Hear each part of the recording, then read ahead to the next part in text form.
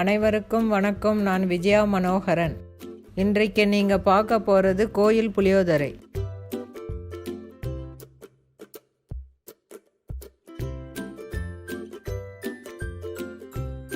ஒரு கடாயில் 3 டீஸ்பூன் தனியா, வெந்தயம் 1/2 டீஸ்பூன், மிளகு 2 டீஸ்பூன், சீரகம் 1 டீஸ்பூன், கடலைப்பருப்பு 4 டீஸ்பூன், உளுந்து 1 டீஸ்பூன், காஞ்ச மிளகா 4. இது மீடியம் தீயில் வச்சு 2 நிமிஷம் நல்லா வறுக்கணும்.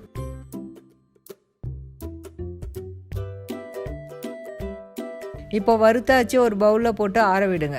இப்போ மிக்சியில் அரைக்கணும். 1/4 டீஸ்பூன் பெருங்காயம் தூள் சேர்த்துக்கோங்க.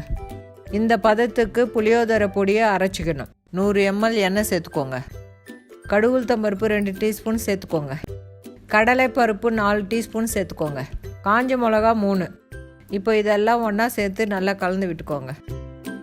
கருவேப்பிலை சிறிதளவு, வேர்க்கடலையை 50 கிராம் சேர்த்துக்கோங்க. எண்ணெயோடு சேர்த்து நல்லா கலந்து விட்டுக்கோங்க. 1/4 டீஸ்பூன் பெருங்காயத்தூள் சேர்த்துக்கோங்க.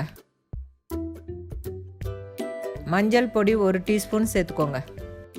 புளி தண்ணி 300 ml. இந்த புளி 50 கிராம். உப்பு தேவையான அளவு சேர்த்துக்கோங்க. இது நல்லா திக்காகணும். 10 நிமிஷம் கொதிக்க விடுங்க.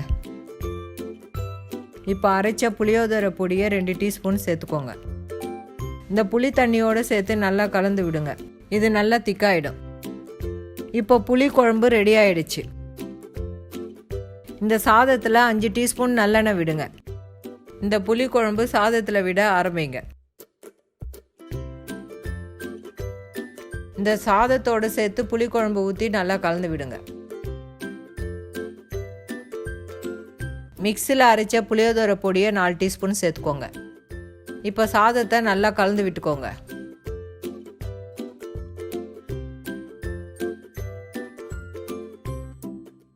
இப்போ கோயில் புளியோதரை ரெடி ஆயிடுச்சு.